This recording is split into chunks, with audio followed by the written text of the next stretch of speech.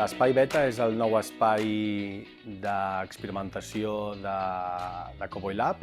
És un espai d'uns 200 metres quadrats que està pensat i dissenyat per justament experimentar noves maneres de relacionar-se amb la ciutadania, i hem començat aquesta experimentació amb la gent jove de Sant Boi, i volem que aquest espai esdevingui una nova manera de relacionar-se amb la ciutadania i la ciutadania amb l'administració pública.